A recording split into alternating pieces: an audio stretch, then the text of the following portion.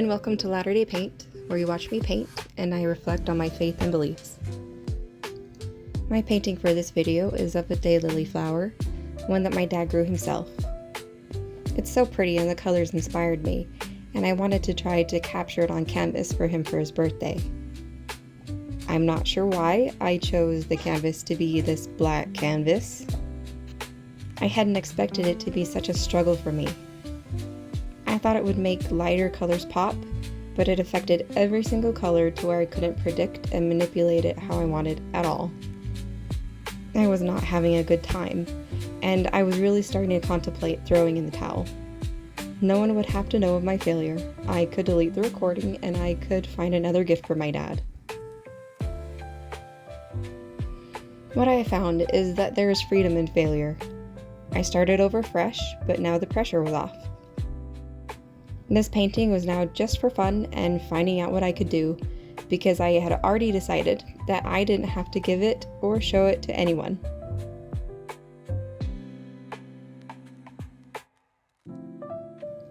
Sometimes throughout this experience, I would get excited about how a new color I added was changing the whole thing for the better, and I decided it would be worthy to give away. But then I'd make another mark and that hope would die. Soon you'll see me start to make a backup painting and try to make a tiny watercolor version of the same flower, just in case I decided that main painting wasn't going to cut it. Back and forth in my head about whether or not this would be a worthy gift. But I just kept going until it got to where I had to choose a point to stop. One of my main mantras is, it won't be perfect, but it can be finished.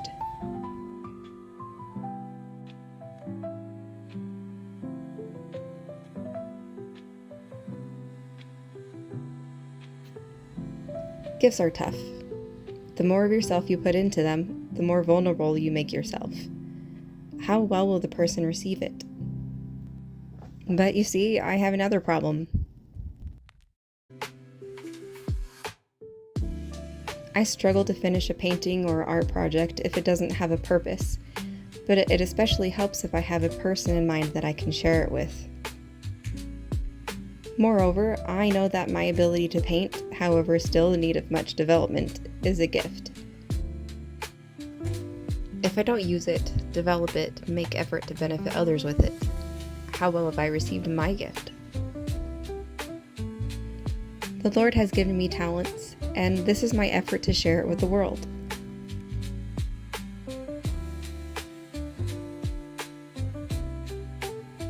This channel is also my effort to hold myself accountable to my gifts, my stewardships, including my artistic abilities and my testimony. With any gift, there comes a certain level of responsibility to utilize it. If you're given a shirt, you wear it to show gratitude. If it's food, you eat it, and if you really want to be a good receiver, you text them and tell them how yummy it was. Even if you're just given a gift card, you remember to spend it or the gift was a waste. The best gifts have the greatest amount of responsibility, and the consequences will always include losing it to some degree. I do not wish to lose any artistic ability or my testimony, so it's my responsibility to use them and share them however I can.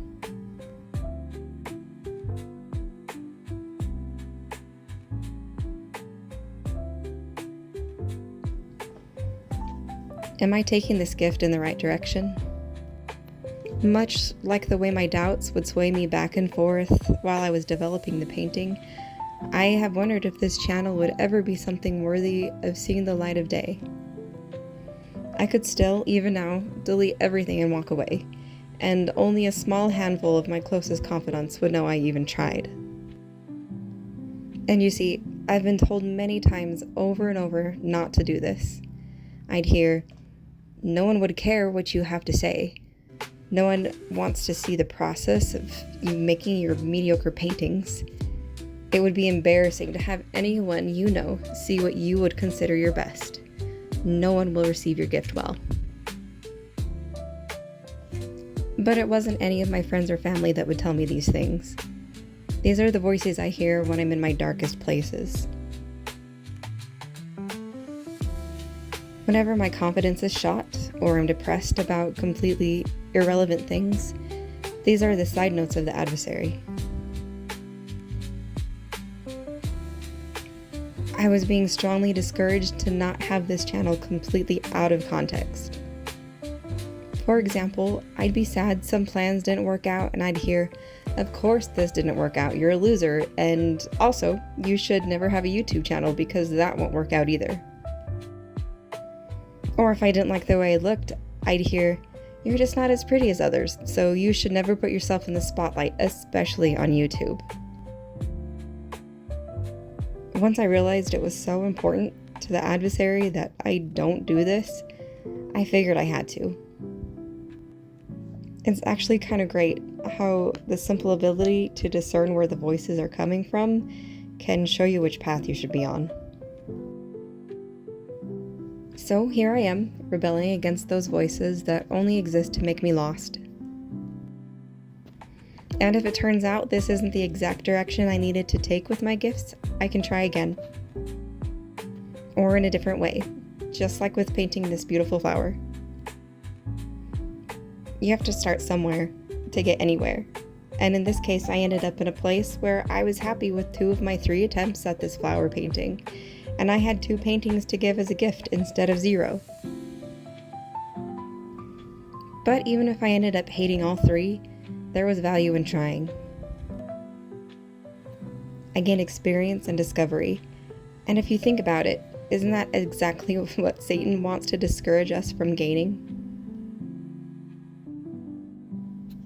If experience is part of the plan of happiness, and discovery is simply utilizing our agency to learn what works, then anytime we are making some attempt to create or progress in good things, we are emulating the Father.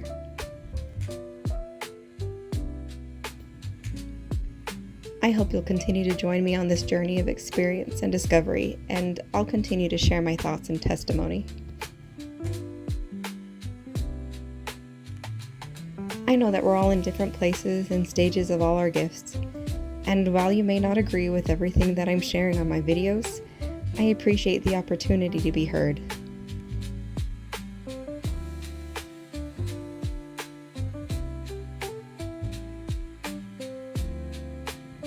I'm excited to find out where this goes. So here's the end results of my flower paintings.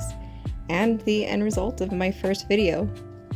They weren't perfect, but they're finished. See you next time.